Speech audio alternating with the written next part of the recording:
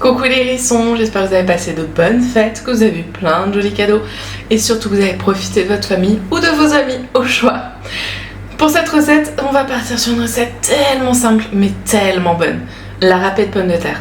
C'est simple, mais franchement c'est très très bon. Et après les fêtes, après tout ce qu'on a bouffé, je pense que c'est pas mauvais de se faire une recette très très simple. Pour cette recette, il nous faudra 6 pommes de terre.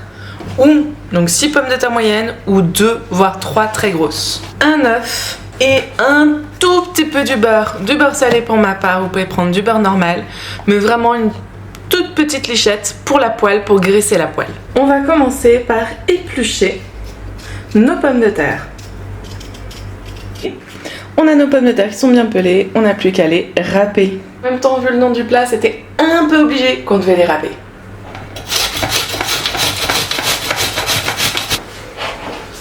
Et nous voilà avec le début de notre râpé. On n'a plus qu'à rajouter notre œuf,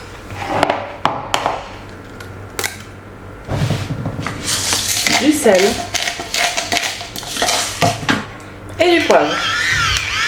On mélange tout ça. On rajoute simplement notre beurre dans la poêle. Pour moi, j'ai pris une toute petite poêle. C'est vraiment la poêle qui accroche le moins que j'ai. Du coup, je vais mettre juste une partie de ma râpée.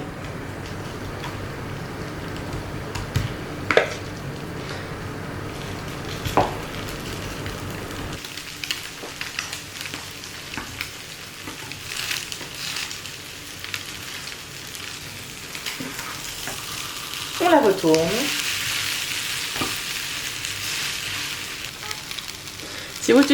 Si vous utilisez une grande poêle, pour la retourner, coupez-la en 4 ou en 2, ça sera bien plus simple.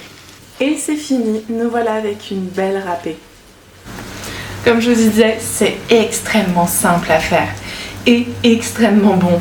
De la pomme de terre, un œuf, on mélange sel, poivre et c'est réglé. Un petit tour à la poêle et voilà. Très rapide et efficace.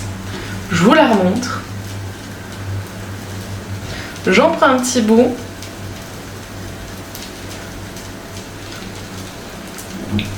Rien de plus simple.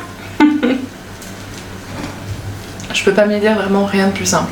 Pour la pomme de terre, vous prenez une pomme de terre rouge, enfin des pommes de terre rouges que vous râpez. C'est vraiment des pommes de terre. Vous pouvez même prendre des pommes de terre pour des frites. Vraiment, il faut juste qu'elles soient rouges, qu'elles soient fermes quand même pour pouvoir bien tenir en râpé et puis qu'elles se délient pas complètement à la cuisson.